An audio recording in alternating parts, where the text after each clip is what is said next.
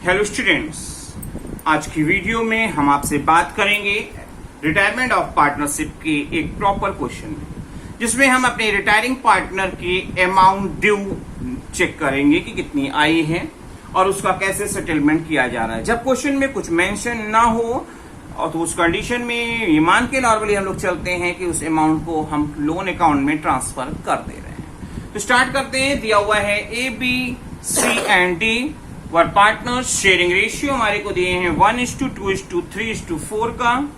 D retire हो रहे हैं और his share was acquired by A and be equally. उनके शेयर को ए और बी एक्वायर कर रहे हैं, सी ने कुछ भी ऐसा नहीं किया है। फर्म की गुडविल की जो वैल्यूएशन होगी वो 3 years purchase basis of the average profit of the last 4 years, और लास्ट 4 years का एवरेज प्रॉफिट आपको 40,000 प्रोवाइडेड है।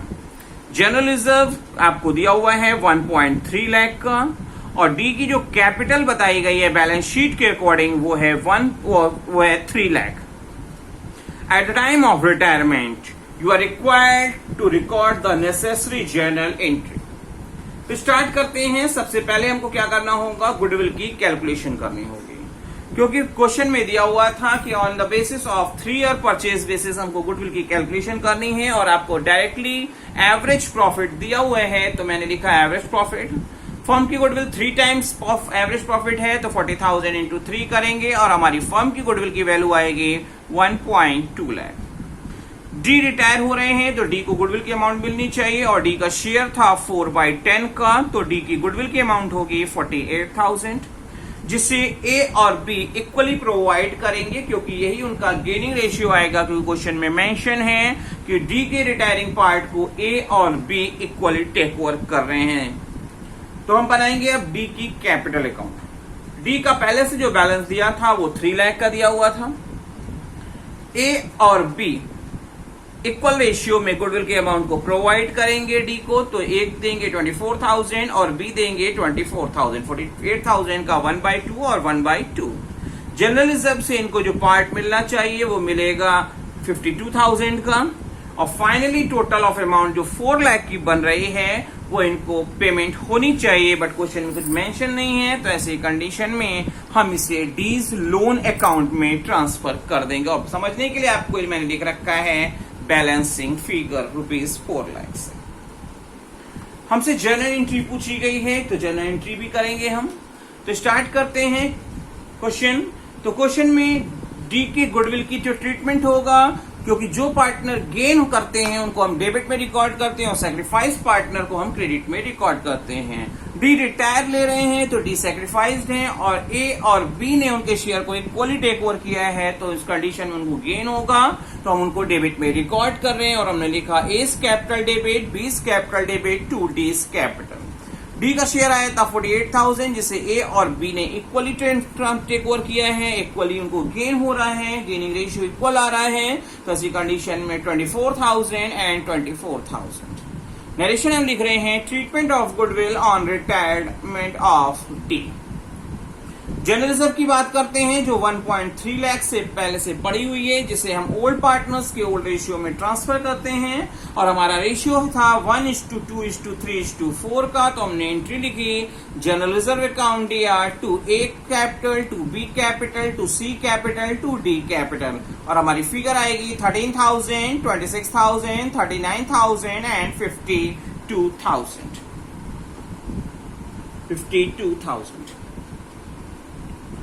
और नरेशन हम क्या लिखेंगे, general reserve distributed in old partners capital account in their old ratio. Question में आप देख रहे हो कि डी को जो पेमेंट होना है वो लोन अकाउंट में ट्रांसफर कर दिया गया है, तो हम एंट्री लिखेंगे D's capital account DR to D's loan account ₹4 lakh, जो हमारा पार्टनर्स कैपिटल अकाउंट में अभी शो हो रहा था, तो हमने उसे ट्रांसफर कर दिया। और नरेशन हम लिखेंगे amount due to D transfer to his loan account. आइए नेक्स्ट क्वेश्चन को लेते हैं। दिया हुआ है A, B and C the partners. Sharing ratio दिए हुए हैं 5:3:2 के। बैलेंस शीट की पोजीशन आपको 1 अप्रैल 18 को जो बताई गई है उसके अकॉर्डिंग हमारे पास सन्डी क्रेडिटर्स 10,000 के, employ provident fund 5,000, reserve fund 6000, workman compensation reserve 2000 और पार्टनर्स की कैपिटल की पोजीशन बताई है। ऐसे ही एसेट साइड में चलते हैं तो cash, debtors, stock, furniture, patents, building दी गई है। गुडविल पहले से ही अपीयर्ड है जिसे को हमको रिटर्न ऑफ करना होगा। एडिशनल इंफॉर्मेशन को पढ़ते हैं तो दिया हुआ है कि she retires on the above date the partners agreed that goodwill is to be valued at 2-year purchase of the average profit of the last 4 years। और लास्ट 4 years के हमारे को प्रॉफिट दिए हुए हैं 14,400, 20,000 के प्रॉफिट। थर्ड ईयर में हमारे को लॉस 10,000 का है और फोर्थ ईयर में अगर हम देखते हैं तो 15,600 के प्रॉफिट बताए गए हैं। 5% प्रोविजन करना है हमको डेटर्स पे। स्टॉक एप्रिशिएट बाय 10%, स्टॉक की वैल्यू 10% बढ़ रही है। पेटेंट वैल्यूलेस हो जा रहे हैं, एसेट्स का वैल्यू फॉल करना, इसका मतलब होता है loss. Building appreciated by 20%, building की वैल्यू बढ़ रही है, ये हमारे लिए गेन है जिसे रिवैल्यूएशन अकाउंट की क्रेडिट में हमको रिकॉर्ड करना चाहिए। Sundry creditors to be paid 2,000 more than the book value, liabilities को ज्यादा बढ़ना, लायबिलिटी की वैल्यू का बढ़ना हमारा लॉस होता है, इसे भी हम रिवैल्यूएशन अकाउंट के डेबिट में रिकॉर्ड करेंगे। हमसे revaluation account, partners capital account और बैलेंस शीट पूछी गई है। तो स्टार्ट करते हैं। सबसे पहले हमको रेशियो निकालना होगा। तो रेशियो देखिए दिया हुआ है, ओल्ड रेशियो हमारे दिए हुए थे 5:3:2 के। सी रिटायर्ड हो रहे थे, क्वेश्चन में स्पेशल क्लॉज नहीं दिया है। ऐसी कंडीशन में जो रिमेन पार्टनर्स का आपस में कॉम्बिनेशन होगा वही इनका न्यू रेशियो होगा जो 5:3 का होगा और यही इनका गेनिंग रेशियो भी आएगा। याद रखिएगा कभी भी क्वेश्चन में अगर स्पेशल क्लॉज नहीं दिया है तो आपके रिमेनिंग पार्टनर्स के जो रेशियो होंगे पुराने वही कंटिन्यू करेंगे और गेनिंग रेशियो भी वही आएंगे। हमको गुडविल की कैलकुलेशन करनी है। गुडविल की कैलकुलेशन के लिए बोला गया है कि तो आपको एवरेज प्रॉफिट का 2-year परचेज बेसिस, तो सबसे पहले हमको टोटल प्रॉफिट करना होगा। जो टोटल प्रॉफिट 4 साल का करने पर मिल रहा है 40,000। एवरेज करेंगे तो 40,000 डिवाइडेड बाय 4 हमारा वैल्यू आएगी 10,000 एवरेज प्रॉफिट की। और एवरेज प्रॉफिट का 2 times हमारी फर्म्स की गुडविल की वैल्यू बताई गई है, तो 10,000 इंटू 2 कर रहे हैं और हमारी गुडविल की वैल्यू क्या आएगी 20,000। आगे चलते हैं। सी क्योंकि रिटायर ले रहे थे तो सी का शेयर गुडविल की चेक करना होगा क्योंकि ये गेन पार्टनर्स को प्रोवाइड करेंगे। तो सी का शेयर होगा 20,000 का 2/10 जो उनका शेयर है और उसके अकॉर्डिंग इनको गुडविल के लिए 4,000 मिलने चाहिए। और ये प्रोवाइड कौन करेगा, ए और बी अपनी गेनिंग रेशियो में प्रोवाइड करेंगे। तो 4,000 को प्रोवाइड करेंगे। जब ए की बारी आएगी तो ए 5/8 के कॉम्बिनेशन में 2,500 और बी की बात जब करेंगे तो 4,000 के 3/8 1,500 प्रोवाइड करेंगे। हम बनाने जा रहे हैं सबसे पहले रिवैल्यूएशन अकाउंट।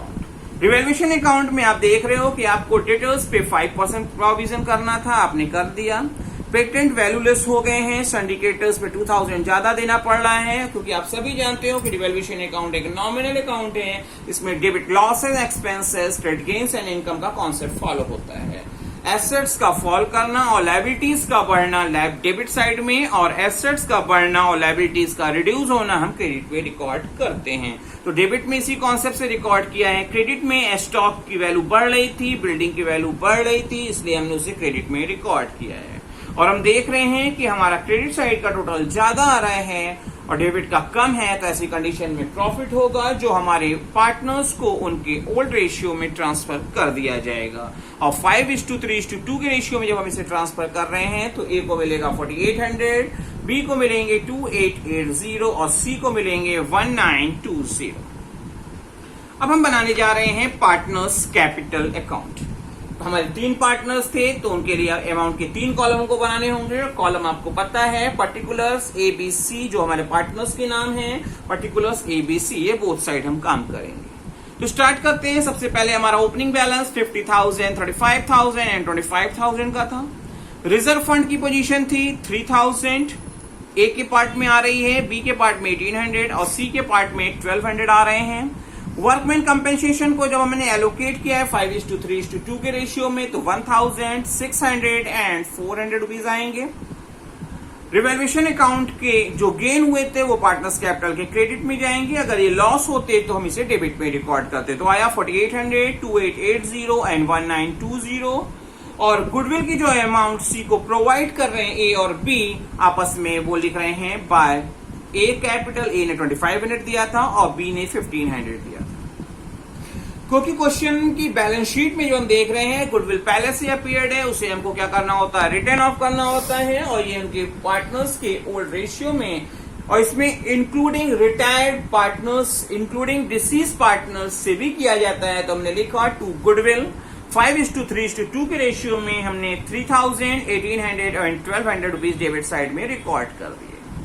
सी को जो गुडविल का पैसा ए और बी देंगे वो उनके अकाउंट से कम हो जाएगा, तो लिखा मैंने टू सीज कैपिटल। ए से कम हो रहे हैं 2500 और बी से कम हो रहे हैं 1500। अब हम देखेंगे सी का हिसाब। तो सी के जो भी पैसा बन रहा है उसका पेमेंट की कहीं बात स्पेशली लिखी नहीं गई कि इस समय कुछ पेमेंट किया जा रहा है। तो सी का 31,320 रुपीज जो ड्यूज बन रही है वो हम क्या करेंगे, सी के लोन अकाउंट में ट्रांसफर कर दे रहे हैं। और रिमेनिंग पार्टनर्स जो ए और बी हैं उनका बैलेंसिंग कैपिटल बैलेंस शीट के नाम से 53,300 एंड 36,980 के नाम से हम रिकॉर्ड कर रहे हैं। सबसे लास्ट में हम बनाएंगे बैलेंस शीट, क्योंकि बैलेंस शीट एक ऐसा पैरामीटर है जिससे हमको फाइनलाइज होता है कि हमने जो कुछ किया है वो सही किया है, अदरवाइज उसमें कुछ ना कुछ प्रॉब्लम है। तो हमने सबसे पहले लिखा balance sheet of A and B, क्योंकि आफ्टर रिटायरमेंट बन रही है as on 1 April 2018। Liabilities amount, assets amount आपको कॉलम पता ही है, तो मैंने लिखा सन्ड्री क्रेडिटर्स 12,000 से। सी के लोन की जो ड्यूज आ गई है 31,320 जो हमारी लायबिलिटी है। एम्प्लॉय प्रोविडेंट फंड पहले से ही एज इट इज है 5,000 के। कैपिटल की क्लोजिंग पोजीशन ए और बी की 53,300 और बी की 36,980। आते हैं एसेट साइड में, तो कैश दिए हुए थे 2,000। सन्ड्री डेटर्स 8,000 में 5% का प्रोविजन के बाद अब वैल्यू हमारी होगी 7,600। स्टॉक की वैल्यू हाइक हुई थी तो हमने इसे रिकॉर्ड किया अपडेट करके। फर्नीचर रिकॉर्ड कर लिया और बिल्डिंग की वैल्यू जो है वो अपडेट करके रिकॉर्ड कर लिए। और हम देख रहे हैं कि हमारे बोथ साइड के टोटल सेम आ रहे हैं। और आप जानते हो कि अगर आपके बैलेंस शीट के दोनों साइड के टोटल सेम आए, इसका मतलब होता है कि आपने क्वेश्चन में कोई भी प्रॉब्लम्स नहीं है, आपका पूरा क्वेश्चन एकदम सही है। होपफुली आपको क्वेश्चंस पे बेस ये वीडियो समझ में आया होगा। आइए और भी क्वेश्चंस को हम ऐड करते हैं ताकि आपको एग्जामिनेशन हॉल में इस तरह का करने में कोई भी प्रॉब्लम ना आए। दिया हुआ है ए एंड बी दो पार्टनर हैं जिनका शेयरिंग रेशियो बताया गया है 3/6, 2/6 और आगे की इंक्रीज पे लिखी हुई है ट्रांसफर टू रिजर्व 1/6। मतलब जो भी प्रॉफिट होगा उसको 3/6 पार्ट ए लेंगे, बी 2/6 पार्ट लेंगे और 1/6 पार्ट को हमको रिजर्व में पहले से ट्रांसफर करके रखना है। मतलब रिजर्व में ट्रांसफर करने के बाद जो प्रॉफिट होगा वो ए और बी के बीच में डिविजिबल प्रॉफिट जो एलोकेट किया जाएगा वो 3:2 के रेशियो में किया जाएगा। बैलेंस शीट के देखते हैं तो उस डेट को balance sheet employee provident fund दिए हुए थे 18,000 के, रिजर्व फंड दिए थे 12,000 के, प्रॉफिट दिए हुए थे अनडिस्ट्रीब्यूटेड है जो बटेंगे, सन्ड्री क्रेडिटर्स, कैपिटल की पोजीशन दी है, गुडविल पहले से दी है जिसे रिटर्न ऑफ करना होगा और आपको बहुत सारे ऐसे आइटम्स दिए हुए हैं जो एसेट्स और लायबिलिटी साइड में रिकॉर्डेड हैं। आइए एडिशनल इंफॉर्मेशन को पढ़ते हैं। तो दिया हुआ है B retires on 1 October 2018 the following terms. Goodwill की वैल्यूएशन उस डेट को जो हुई है वो हुई है 50,000 की। दिया हुआ है सेकंड पॉइंट अगर पढ़ते हैं तो दिया हुआ है the value of patents is to be increased by 30,000। Patent की वैल्यू 3,000 से बढ़ गई है but plant was found over valued by 15,000। Plant की वैल्यू ज्यादा पाई गई है जिसे हमको रिड्यूस करना होगा, इतनी नहीं है। तो एसेट्स की वैल्यू का फॉल करना लॉस होता है, तो मैंने रिवोल्यूशन अकाउंट के डेबिट में रिकॉर्ड करूंगा। प्रोविजन फॉर डाउटफुल डेब्ट्स हमारा 5% होना चाहिए और प्रोविजन फॉर डिस्काउंट की बात करते हैं तो चाहे डेटर्स के लिए और क्रेडिटर्स दोनों की कंडीशन में 3% हमको बताई गई है। Out of insurance which was entirely debited to PL account 870 और ये पूरी अमाउंट आपकी अनएक्सपायर्ड है, कैरी फॉरवर्ड की जाएगी। मतलब ये प्रीपेड है जिसे हमको एसेट्स मान के रिकॉर्ड करना है। अभी तक इसे एसेट्स मान के रिकॉर्ड नहीं किया गया होगा। आगे दिया हुआ है इन्वेस्टमेंट की जो रिवैल्यूएशन हुई है वो ही है 16,000 और half of investment B take over कर ले रहे हैं। वर्कमैन कंपेंसेशन पे क्लेम 5,000 का है, मतलब 5,000 रोक के बाकी अमाउंट हमको पार्टनर्स के कैपिटल अकाउंट में ट्रांसफर करनी चाहिए। बी को जो पे ऑफ किया जा रहा है वो पूरा पेमेंट किया जा रहा है और इसके लिए ए ने बारो किया है necessary money against security of plant and stock को सिक्योर रखते हुए इन्होंने क्या किया है, पैसे बारो किए जिससे इसका पेमेंट किया जाएगा। हमको revaluation account, partners capital account और बैलेंस शीट मेंटेन करनी होगी इन ए की बुक्स में, क्योंकि बी तो रिटायर हो जाएंगे। तो स्टार्ट करते हैं। सबसे पहले हम फर्म की गुडविल की वैल्यूएशन करते हैं। तो फर्म की गुडविल दी थी 50,000 डायरेक्टली दी हुई है, तो हमको कैलकुलेट करने की कुछ जरूरत नहीं है। जिसमें बी के रिटायर होने पर उनका शेयर जो ए को प्रोवाइड करना होगा, क्योंकि ए ही अकेले पार्टनर है, उन्हीं को पूरा पूरा गेन होगा।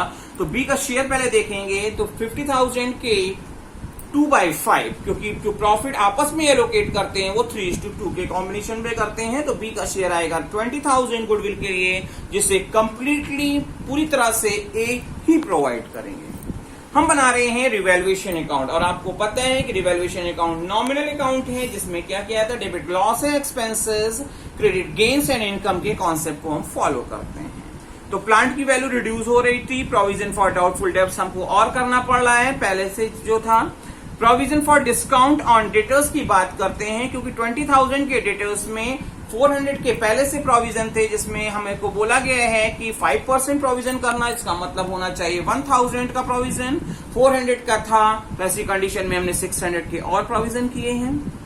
डेटर्स पे प्रोविजन करने के बाद हमारी वैल्यू डेटर्स की हो रही है, अपडेट हो रही है 19,000, जिसपे हमको 3% प्रोविजन फॉर डिस्काउंट करना होता है। तो 19,000 का 3% होता है 570। इतने पैसे आपको और नहीं मिलेंगे, ये हम मान के चल रहे हैं। इन्वेस्टमेंट की वैल्यू 4,000 से रिड्यूस हो रही है। वर्कमैन कंपेंसेशन रिजर्व पे क्लेम आपको जो बताया गया है वो 5,000 का बताया गया है। तो ये क्या है, ये भी एक तरह से हमारी एक लायबिलिटी जनरेट हो गई, जिसे हमको रिवैल्यूएशन अकाउंट के डेबिट में रिकॉर्ड करना पड़ रहा है। पेटेंट की वैल्यू बढ़ रही है 3,000 से। Provision for discount on creditors हम रिवैल्यूएशन अकाउंट के क्रेडिट में रिकॉर्ड करेंगे, क्योंकि क्रेडिटर्स जितना डिस्काउंट प्रोवाइड करेंगे उतना पैसा हमको कम देना पड़ेगा। तो 10,000 का 3% होगा 300, हमने रिकॉर्ड किया है। इंश्योरेंस की पूरी अमाउंट हमको प्रीपेड माननी है, जो पहले नहीं मानी गई थी, और प्रीपेड हमारे लिए एसेट्स होती है, हमने एसेट्स में रिकॉर्ड कर लिया। और हम देख रहे हैं कि हमारा डेबिट का टोटल ज्यादा है, और जब डेबिट का टोटल ज्यादा होता है तो हमारे को लॉस होता है। तो मैंने लॉस जो डिफरेंस फिगर आई है उसको 3:2 के रेशियो में एलोकेट कर दिया। 21,000 का आ रहा था, जिसमें ए के शेयर में आएगा 12,600 और बी के शेयर में आएंगे 8,400। आगे चलते हैं। अब हम बनाएंगे पार्टनर्स का कैपिटल अकाउंट, क्योंकि हमारे 2 पार्टनर्स थे तो इसलिए हमको अमाउंट के लिए 2 कॉलम बनाने होंगे। हमने लिखा partners capital account, particulars A और B, particulars A and B. तो स्टार्ट करते हैं। सबसे पहले हमारे ओपनिंग कैपिटल दी गई थी 80,000 और 40,000 से। रिजर्व फंड दिए हुए थे, जिसे हमने बांट दिया है उनके रेशियो में 7,200 एंड 4,800। प्रॉफिट दिया हुआ था, ये भी 3:2 में बढ़ गया है और फिगर आ रही है 14,400 एंड 9,600। बी के रिटायर होने पर बी को जो गुडविल के अमाउंट प्रोवाइड करेंगे वो अकेले ए प्रोवाइड करेंगे, और वो फिगर देनी होगी 20,000। तो मैंने लिखा बाई ए 20,000, और यही चीज जब डेबिट साइड में ए के कॉलम से कम कर ली जाएगी तो लिखा है टू बी ए के कॉलम में। गुडविल की बात करते हैं, क्योंकि बुक में पहले से ही गुडविल दी गई थी जिसे हमको रिटर्न ऑफ करना चाहिए। तो हमने किया है गुडविल ए में आएगा 9,000 और बी में आएंगे 6,000।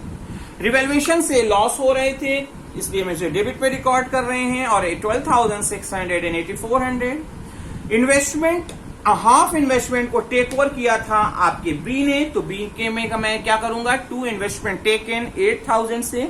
अगर कोई पार्टनर लायबिलिटी टेकन करता है तो उस कंडीशन में क्रेडिट साइड में ये चीज रिकॉर्ड की, यहां उसने एसेट्स टेकन किया है तो उसके अकाउंट से हम डेबिट साइड में उसे एडजस्टमेंट कर देंगे।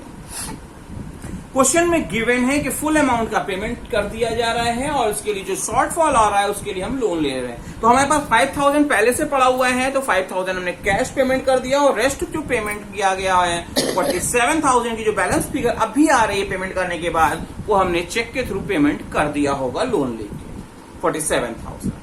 और ये सब कुछ करने के बाद हम देख रहे हैं एक की जो बैलेंसिंग फिगर आ रही है वो आ रही है 60,000। अब हम बनाएंगे सबसे लास्ट में बैलेंस शीट, क्योंकि बैलेंस शीट ही हमारी फाइनलाइज करेगी कि हमारा क्वेश्चन में कोई भी प्रॉब्लम है या नहीं है। तो स्टार्ट करते हैं। Balance sheet of A as on 1 October 2018। हमारे को पहले से एम्प्लॉय प्रोविडेंट फंड दिए हुए हैं 18,000 के, क्रेडिटर्स 10,000 के थे जिसपे हमने 300 रुपीज हमको डिस्काउंट मिल गई, तो अब हमारी लायबिलिटी हो गई 9,700 की। वर्कमैन कंपेंसेशन रिजर्व के लिए पहले से कोई प्रोविजन हमने नहीं किया था और बाद में लायबिलिटी जनरेट हुई है, तो मैंने यहाँ अपडेट कर दिया है। 47,000 का पेमेंट हमने करने के लिए बी को हमने लोन लिया है against security of plant and stock, तो मैंने लिख दिया 47,000। और कैपिटल की पोजीशन 60,000 की दी गई थी। क्लोजिंग फिगर हमने रिकॉर्ड करे हैं। एसेट साइड चलते हैं तो प्लांट हमारा 75,000, पेटेंट की अपडेट वैल्यू 7,400, स्टॉक 30,000, इन्वेस्टमेंट 8,000 के लेफ्ट है क्योंकि 16,000 वैल्यूएशन हुई थी। हाफ इन्वेस्टमेंट तो बी ने टेक ओवर कर लिया, रेस्ट हमारे पास पड़ा हुआ है, हम इसे रिकॉर्ड कर रहे हैं। डेटर्स की बात करते हैं तो डेटर्स 20,000 के थे, 5% प्रोविजन करने को बोला गया था। प्रोविजन हम इसलिए करते हैं क्योंकि मान के चलते हैं डाउटफुल डेब्ट्स, क्योंकि हो सकता है कि लोग आपको पैसा ना दें। तो भाई बाकी कितने देने कंफर्म चांसेस हैं? 19,000। जिनके कंफर्म चांसेस होते हैं उन पर ही हम डिस्काउंट की प्रोविजन करते हैं। तो 3% हमने इसलिए प्रोविजन करते हैं क्योंकि मान के चलते हैं कि जो पैसा देंगे वो कब देंगे, उनसे पैसा जल्दी पाने के लिए हमको क्या करना होता है, डिस्काउंट की एक्सप्रेशन करनी होती है कि हमको हो सकता है कि डिस्काउंट देना पड़े ताकि जल्दी पैसा मिल सके। तो फाइनली हमारे डेटर्स की जो वैल्यू आ रही है वो आ रही है 18,430। और प्रीपेड इंश्योरेंस एसेट्स है जिसे हमने एसेट्स में रिकॉर्ड किया और हम देख रहे हैं कि हमारे बोथ साइड का टोटल सेम है। ऐसी कंडीशन में हमारे को क्वेश्चन में कोई भी प्रॉब्लम नहीं है। हमारा जो क्वेश्चन किया गया है वो एकदम परफेक्ट है, उसमें कोई भी कंफ्यूजन नहीं। एक लास्ट क्वेश्चन को लेते हैं और इसके साथ हम अपने इस वीडियो को क्लोज कर रहे हैं। दिया हुआ है X and Y are partner, sharing ratio 5:3:2 और जिस डेट को ये दिया हुआ है उस डेट को हमारी 1 April 2018, the day Y decided to retire. Y ने रिटायरमेंट का प्लान किया हुआ है, वाई 1 अप्रैल 18 को रिटायर हो रहे हैं और उस डेट को हमारी बैलेंस शीट दी गई है। हम देख रहे हैं जनरल रिजर्व हमारे पास है, अनडिस्ट्रीब्यूटेड पड़ा हुआ है, सिंडिकेटर्स है, बिल्स पेबल है। एसेट्स में देखते हैं तो building, plant and machinery, investment, debtors, stock और कैश एट बैंक हमारे को दिया गया है। एडिशनल इंफॉर्मेशन को पढ़ें तो दिया हुआ है Y sell his share of goodwill to X for ₹8,000 and to Z ₹4,000। मतलब जो शेयर वाई का गुडविल का बनेगा वो बनेगा 8 + 4 12,000 का, जिसमें ए को प्रोवाइड करना होगा 8,000 और जेड को प्रोवाइड करना होगा 4,000। स्टॉक हमारे एप्रिशिएट हो रहे हैं 20% से। बिल्डिंग की वैल्यू हमारी क्या दी गई है, 5,000 बताई गई है, दोनों एप्रिशिएट हो रहे हैं। और investment were sold for ₹22,000। Y को फुल पेमेंट कर दिया गया है कैश में। तो हमको स्टार्ट करते हैं। सबसे पहले हम बनाएंगे रिवैल्यूएशन अकाउंट, फिर पार्टनर्स कैपिटल पूछा है वो भी बनाएंगे और फिर बैलेंस शीट भी बनाएंगे ताकि हमको पता चल सके कि जो क्वेश्चन किया है वो सही है या उसमें डाउट है। तो रिवैल्यूएशन अकाउंट की बात करते हैं तो रिवैल्यूएशन अकाउंट में आप देख रहे हो स्टॉक की वैल्यू बढ़ रही थी, 1,000 दिखा दिया मैंने। बिल्डिंग की वैल्यू भी बढ़ रही है 5,000 से। इन्वेस्टमेंट आपके कितने हो गए, 10 से बढ़ के 22 हो गए, मतलब 12,000 बढ़ा है जिसे हमने यहाँ रिकॉर्ड किया है। और हम देख रहे हैं कि क्रेडिट का टोटल ज्यादा है, डेबिट पर कुछ भी नहीं है। तो ऐसी कंडीशन में पूरे 18,000 के प्रॉफिट हम अपने पार्टनर्स को ट्रांसफर करेंगे और एक्स के शेयर में आएगा 9,000, वाई के शेयर में आएंगे 5,400 और जेड के शेयर में आएंगे 3,600। क्योंकि गुडविल के लिए आपको डायरेक्टली दिया हुआ है कि कौन कितना देना पड़ेगा किसको, तो ऐसी कंडीशन में हमको गेनिंग रेशियो निकालने की जरूरत नहीं पड़ेगी। आगे चलते हैं, अब हम देखते हैं पार्टनर्स कैपिटल अकाउंट। प्रोफार्मा सबसे पहले बनाएंगे, पर्टिकुलर्स जो भी पार्टनर्स हैं उनके नाम से हमको अमाउंट का कॉलम बनाना होता है, तो XYZ, पर्टिकुलर्स XYZ। हमारा ओपनिंग बैलेंस दिया हुआ था 30,000, 20,000 एंड 20,000 से हमने रिकॉर्ड कर लिया बैलेंस BD के नाम से। जनरल रिजर्व जो दिए हुए थे 532 के रेशियो में हमने ट्रांसफर किए, 5,000, 3,000, 2,000। रिवैल्यूएशन में हमारे को गेन हो रहा था जिसे हमने क्रेडिट में रिकॉर्ड किया है, अगर प्रॉफिट होता तो हम डेबिट साइड रिकॉर्ड करते हैं। और क्वेश्चन में क्योंकि डायरेक्टली मेंशन है कि गुडविल के लिए एक्स को 8,000 देना होगा, एक्स ने दिया 8,000 जो वाई को मिलेगा, और वैसे ही जेड को कितना देना होगा 4,000 जो वाई को मिल रहा है, और यही अमाउंट उनके अमाउंट कैपिटल कॉलम से कम कर दी जाएगी। तो मैंने लिखा टू वाइज कैपिटल एक्स से कम हो रही है 8,000 और जेड से कम हो रही है 4,000। अगर हमारे रिमेनिंग पार्टनर्स इसके लिए पैसा कैश ला रहे होते तो उस कंडीशन में हम यहाँ पे ये बाई कैश करके ये अमाउंट वाई के कॉलम में रिकॉर्ड कर देते, और उस कंडीशन में कैपिटल से हमको कम करने की, जो हमने यहाँ कम किया है वो कम करने की जरूरत नहीं पड़ती। क्वेश्चन में मेंशन है कि पूरे अमाउंट का पे ऑफ कर दिया जा रहा है, तो हमने क्या किया, टू बैंक करके वाई को जो भी पेमेंट आ रहा है बैलेंसिंग फिगर 40,400 का पेमेंट कर दिया है बैंक के थ्रू, और एक्स और जेड जो हमारे अब भी पार्टनर हैं, कंटिन्यू कर रहे हैं अपने बिजनेस को, उनकी क्लोजिंग बैलेंस चेक कर रहे हैं, तो दोनों की कंडीशन में क्रेडिट का टोटल ज्यादा है, तो ऐसी कंडीशन में बैलेंस सीडी डेबिट साइड में हमको रिकॉर्ड करनी हो रही है। तो बैलेंस सीडी कितनी आ रही है, एक्स के लिए 36,000 और वाई जेड के लिए आ रही है 21,600। सबसे लास्ट में हम बना रहे हैं बैलेंस शीट। बैलेंस शीट हमने बनाई है एज ऑन 1 अप्रैल 18 को। कैपिटल एक्स की हो गई 36,000, आपके जेड की हो गई 21,600। सन्डी क्रेडिटर्स 7,000 से दिए हैं, बिल्स पेबल है 3,000 का, आपका बिल्डिंग की पोजीशन 30,000 है, प्लांट मशीनरी 15,000 हो गई है, डेटर्स 10,000, स्टॉक आपको 6,000 से दिए हैं। बैंक बैलेंस की बात करते हैं तो वो हमारे पास 25,000 के पहले से अवेलेबल थे, और 25,000 के अवेलेबल थे, 22,000 हमको इन्वेस्टमेंट को बेचने से मिले हैं, तो मतलब हमारे पास हो जाने चाहिए 47,000, जिसमें से मैंने 40,400 का वाई का पेमेंट कर दिया है। तो ऐसी कंडीशन में जो बैलेंस अमाउंट बचेगी वो बचेगी 6,600 बैंक बैलेंस होगा। और हम देख रहे हैं कि हमारे एसेट्स के बोथ साइड का टोटल सेम आ रहा है जो 67,600 है। इसका मतलब पूरा क्वेश्चन सही है, उसमें कोई भी प्रॉब्लम नहीं है।